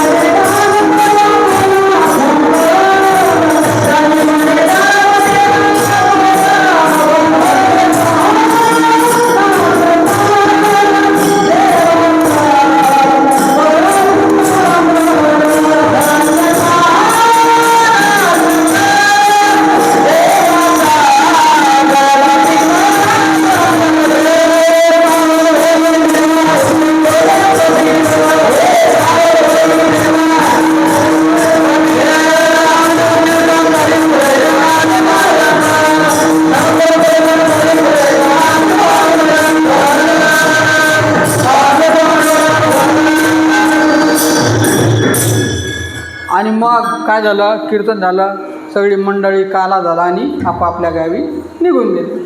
गोरोबा काका आले, बघतात, त्यांना बघितलं तर ते जे भजन चालू होतं ना याच्यामध्ये कीर्तनामध्ये, तर त्याच्यामध्येच काय झालं की गोरोबा काकाला हात फुटले त्या कीर्तनामध्ये. म्हणजे त्यांचे हात तुटलेले होते ना, जे हात तुटलेले होते ते तिथं कीर्तन करता करता करता करता त्यांनी सांगितलं की बाबा तुम्ही विठ्ठल विठ्ठल विठ्ठल विठ्ठल म्हणा म्हणे, आता गज हे करायचं. तर त्याच वेळेस काय झालं की गोरोबा काकाचे दोन्ही हात मनगटापासून पुन्हा फुटले त्यांना. आणि मग काय आनंद, तिथं आनंदचा आनंद. आणि मग सगळं झाल्यानंतर काला वगैरे झाला आणि सगळी संत मंडळी जिकडं तिकडं त्यांच्या घरी गेली, गोरोबा काका पण गेले. आणि मग आवाज दिला, अरे मी आलो. बघतो तर त्यांचे दोन्ही हात बघितले, त्यांच्या पत्नीला, दोन्ही पत्नीला एवढा आनंद झाला की बाप, त्यांचा आनंद काय. आणि मग म्हणे, अरे कुठे गेले म्हणे, ही जोडी कुठे गेली, जोडी ही आपली कुंभारीण कुठे गेली म्हणे. त्यांनी सांगितलं म्हणे तुम्ही गेले का, 2 दिवसानंतरच ते गेले म्हणे. असं कुठे गेले म्हणे, त्यांच्या गावाकडं काम होतं म्हणून. आणि मग त्याला आठवण आली की अरे मी ज्यावेळेस दर्शनाला गेलो तर देवाच्या पितंबराला काळा लागलेला होतो. मग म्हणे एवढं गाडी घडवलं, अगं मला ना म्हणे तुम्ही दोघीला सांगतो म्हणे मी, मला एवढं गाडी घडायला 1 वर्ष लागलं असतं म्हणे. आणि त्याने म्हणजे रात्रंदिवस काम करीत होता म्हणे, रात्रंदिवस काम करत होता म्हणे तो. असं दोघं नवरा बायको रात्रंदिवस राबले म्हणे त्यांनी एवढं करून, एवढं की पुढं ते 6 महिने त्यांनी विकले तरी ते संपले नसते, एवढे गाडगे घडून ठेवले ते 2 दिवसामध्ये देवाने. आणि मग ते म्हणतात बघू बघू गेले आणि ते वर उचललं, ते चावळलं, त्याच्यावर झाकून ठेवलं होतं देवाने सगळं. असं चावळ उचललं तर त्या चावळ्याला काय झालं, ते काळं लागतं ना त्या याचं माडक्याचं काळं लागलं. ते बघितलं तर त्याला आठवण आली कोणाची, की मी तिथं पंढरपुरामध्ये विठ्ठलाचा दर्शनाला गेलो तर त्यालाही असंच काळं लागलेलं होतं. मग विचार करू लागले गोरोबा काका, अरे बाप, विचार करू लागले की काय झालं, असं होऊ शकत नाही म्हणे, एवढं काम कोणी करू शकत नाही. मग त्यांना मग बघितलं, त्यांना लक्षात आलं की परमात्माने माझ्यासाठी तर 6 महिने राबला. आणि त्यांच्या डोळ्यातून अश्रू व्हावं लागले. आणि पत्नीला म्हणाले, बघा त्यांची पत्नी ते परेशान झाले ना की यांना रडायला काय झालं म्हणजे, यांनी त्या गाडग्यावरचं झाकण काढलं आणि रडू लागले, याला कारण काय. झालं काय तुम्हाला, झालं काय. अगं ऐका तुम्ही दोघे ऐका म्हणे, तो दुसरा कुंभार नव्हता म्हणे, तो पंढरपुराचा कुंभार होता म्हणे. असा माझा विठ्ठल आहे का नाही.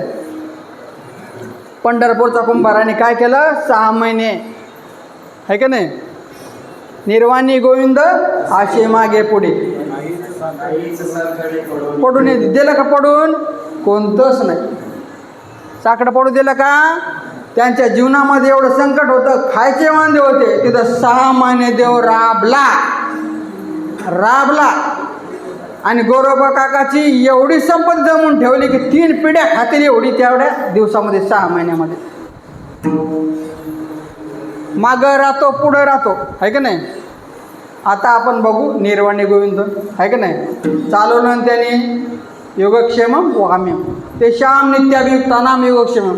अर्थात जे भगवंताची भक्ती करतात त्यांचं खाण्यापिण्याचं, राहण्याचं, दवाखान्याचा सगळा खर्च करायची जिम्मेदारी कोणाची आहे, देवाची. ती कोणत्या रूपाने, तुमच्या रूपाने कोणी पाठवून करूनच घेत होतो. आता मागेन पुढे बघू, थोडं मागेन पुढे विचार. अशी एक घटना घडली महाभारतात टायमाला, तुम्हाला माहीत. दलिंदर, महाभारताला सुरुवात करणारा दलिंदर कोण होता, दुर्योधन आहे का नाही. आणि काय झालं, त्यांनी कपट कारस्थान करून ते दूध खेळले. दूध म्हणजे काय, जुगार. आणि ते दूध खेळल्यानंतर झालं काय की त्यांनी ते कपटाने ते दूध जिंकलं आणि यांना 12 वर्षाचा वनवास आणि 1 वर्षाचं काय दिलं, अज्ञातवास. आणि झालं काय की पत्नी पण लावली त्यांनी डावावर. मग ज्यावेळेस पत्नी डावावर लावली ती जिंकली कौरवानी. दुर्योधन म्हणला जा रे म्हणले, ती आपली दासी, आता तिला पकडून आणा. आता दुःशासन कोण होता, तिचा देर होता. त्यांनी पकडलं तिला, त्यावेळेस ती रजस्वाला होती. तिला तिच्या केसाला पकडलं आणि घेऊन आला भरसभेमध्ये. भरसभेमध्ये घेऊन आला. ती म्हणले, तिने सगळीकडे बघितलं, पतीकडे बघितलं तर पतीने खाली मुंडी घातलेली, द्रोणाचार्याकडे बघितलं, सगळ्याकडे बघितलं, सगळ्यांनी मुंडी खाली घातलेली. आणि मग तिला पर्याय जोडला नाही, करणार तरी काय. आणि त्याच वेळेस काय केलं की दुर्योधनाने सांगितलं, ए दुःशासना, म्हणलं हिची साडी ओढ म्हणलं. आणि त्यांनी साडी ओढायला सुरुवात केली. साडी ओढता ओढता ओढता ओढता ते थकून गेलं. आणि मग म्हणे, अरे इथे साडी झालं तरी काय म्हणे असं. आणि त्यावेळेस काय झालं की तिला आता तिला कोणी मदत करायला तिथं कोणीच नव्हतं ना, सगळे हसून नसल्यासारखे होते. आणि तिने धाव केला.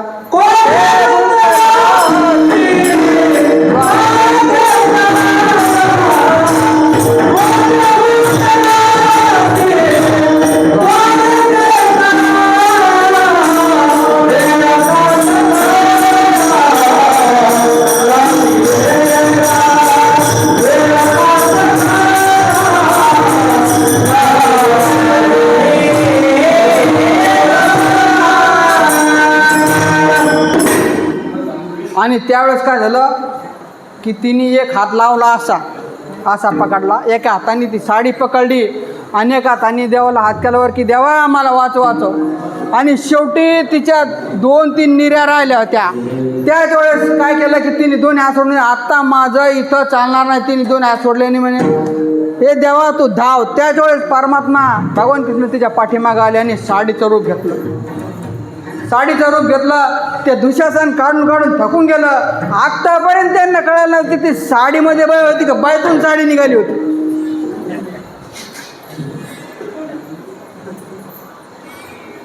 असं. आणि मग ते मागे पुढे उभा राहायचं, मागं आहे का नाही, मागं उभं राहून त्यांनी तिचं संरक्षण केलं, सांभाळलं आहे का नाही. आणि मग काय झालं, आता पुढचं बघू. पुढं महाभारताचीच घटना आहे, तुम्हाला सांगतो, ध्यान ठेवजा थोड्या गोष्टी. महाभारताची घटना आहे. त्या महाभारतामध्ये तुम्हाला सांगतो, महाभारताचं असं एक पात्र नाही का आज बी त्या जगामध्ये नाही म्हणणार. म्हणजे त्याच्यातले जे जे पात्र आहेत ते सगळे आता बी आहेत, फक्त बघता यायला पाहिजे आपल्याला की कोण दुःशासन आहे, कोण दुर्योधन आहे, कोण अर्जुन आहे. आता झालं काय की 18 दिवस ते युद्ध चाललं महाभारताचं. किती 18 दिवस. 18 दिवसामध्ये झालं काय की 18 दिवस भगवान कृष्ण त्याच्या रथावर बसलेले. 17 दिवस पूर्ण झाले आणि 18 दिवशी काय झालं की दर दिवस त्या याची भगवंताची ड्युटी होती अर्जुनाला याच्यातून रथातून उतरवणं. त्याला युद्ध संपल्यानंतर अर्जुनाला काय करायचं, देव खाली उतरायचा आणि त्याला रथातून खाली घ्यायचा हाताला धरून. असं 17 दिवस झाले. 18व्या दिवशी युद्ध संपलं आणि मग भगवान कृष्णाने अर्जुनाला सांगितलं, अर्जुना खाली उतर, तू खाली उतर. अर्जुन म्हणे, देवा ते होणारच नाही, कसंच होणार नाही म्हणे. अरे तू 17 दिवस मला तुझा नियम आहे, तू सारथी आहे तर सारथ्याचं काय आहे ते खाली उतरव. जसं आपण ड्रायव्हर काय करतो, ड्रायव्हर बघितला का तुम्ही काय करतो, एखादा ड्रायव्हरला होतो काय करतो, खाली उतरतो, दरवाजा उघडतो, मालकाला बाहेर करतो. म्हणले तू जरी देव असला तर आज तू माझा ड्रायव्हर आहे, तू मला खाली घे. देवाने सांगितलं, देव म्हणतो अर्जुना खाली हो. नाही म्हणे, तू खाली उतर आणि मला खाली घे. देव कंटाळा. शेवटी देवाने एक त्याला असं ढकललं खाली, रथाच्या खाली ढकललं देवाने. आणि मग झालं काय की देवाने उडी टाकली खाली. देवाने उडी टाकली आणि अर्जुनाला बाजूला घेतलं. त्या क्षणी त्या रथामध्ये स्फोट झाला आणि ते पूर्ण रथ जळून खाक झाला पूर्ण. आणि मग अर्जुनाने काय त्याचे डोळे पांढरे झाले असे चांदीसारखे अर्जुनाचे बघून. अरे मी तर म्हणे त्याचे डोळे पांढरे झाले. देवा जर तुम्हाला अगोदर सांगितलं नसतं म्हणे तर म्हणे मला दुसरं लाकडं आणायची गरज नव्हती म्हणे. बरं झाले म्हणे तुम्हाला सांगितलं म्हणे. आणि मग त्याला कळलं मागे पुढे उभे राहे सांभाळीत आल्या आहे की नाही. तर देव काय करतो, मागं पुढं राहून सांभाळतो. आणि निर्वाणी गोविंद असे मागे पुढे आहे ना, मागे पुढं तो सगळीकडेच बघतो. आणि मग अशा भक्ताला जे खरोखरच भक्त आहेत, ज्यांचा खरोखर देव सांभाळ करतो आहे का नाही, अशा भक्ताच्या जर कोणी वाटेला गेलं तर त्याचं काय होतं हे चौथ्या कारण सांगितलं. पटपट घे थोडा.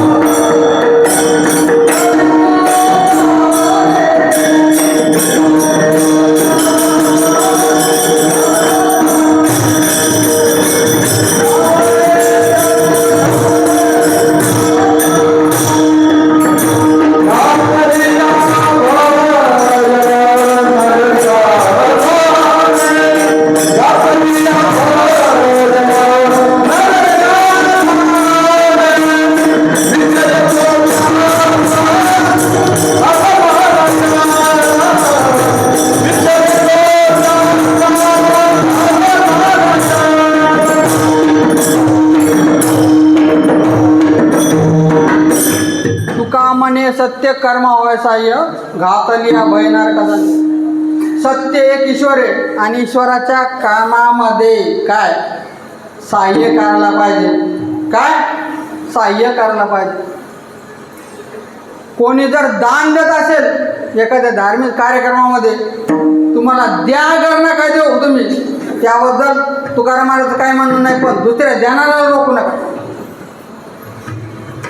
रोखले की मग काय होईल, वैकुंठी जाणे का कुठं नरकाला जाणे. तुकाराम मी नाही म्हणत, तुकाराम महाराज म्हणतात की सत्य कर्माला सहाय्य व्हायचं. आणि सत्य कर्म म्हणजे काय की सत्संग, आणि सत्संगामध्ये जे काही कार्य तुमच्याकडून जे काही होतील, धनवंतांनी द्यावे धन, श्रवंतांनी द्यावे श्रव. तुकडोजी महाराजांनी म्हटलेले आपल्या विदर्भात येतात ना ते, त्यांनी धनवंतांनी धन द्यावे, धनवंतांनी द्यावे धन, श्रवंतांनी. ज्यांची कॅपॅसिटी धन द्यायची असेल त्यांनी धन द्यावं, ज्यांची कॅपॅसिटी अन्नधान्य द्यायची असेल त्यांनी अन्नधान्य द्यावं, आणि ज्यांना काहीच नाही त्यांच्याजवळ ते सेवा करू शकतात त्यांनी सेवा करायला पाहिजे. पण कधी पण या कार्यक्रमामध्ये किंवा धार्मिक कार्यामध्ये कधीच बाधा आणू नका, नाही तर मग तुम्हाला नरकामध्येच जावं लागेल. एक छोटंसं आपण दृष्टांत घेऊ आणि संपून टाकू. आमच्या गावाकडची घटना आहे तुम्हाला सांगतो, खरोखर घडलेली घटना आहे, खोटी नाही. 5-6 वर्षापूर्वी आम्ही बसलो होतो, गणबाबा आणि आमच्या आश्रमचे जे आहेत गणबाबा आम्ही दोघं जण बसलेलो होतो. तर आमच्याच गावचे एक महाराज आले, त्यांचा तिकडे एक आश्रम आहे, आणि मग त्यांच्याबरोबर एक बाबा होते. ते बाबा असे होते, कपडे भगवे, पण केसाला त्यांनी काय लावली होती, मेहंदी लावली होती. आता मला अचंबा वाटला, व संन्यासी कधी मेहंदी लावतच नाही डोक्याला ना, संन्यासी लावतात पण कपडे तर भगवे घातलेले त्यांनी. मग मी ते आमच्या गावचे जे महाराज होते त्यांना विचारलं, म्हणलं बाबा म्हणलं हे म्हणून ते गेल्यानंतर ते समोरनं विचारलं बरं का, मागं विचारलं, म्हणलं याची मेहंदी कसं काय लावली मला या डोक्याने. महाराज म्हणले ते का महाराज आहे का, मग कसं काय म्हणे, तुम्हाला सांगतो या माणसाला 100 एकर जमीन होती,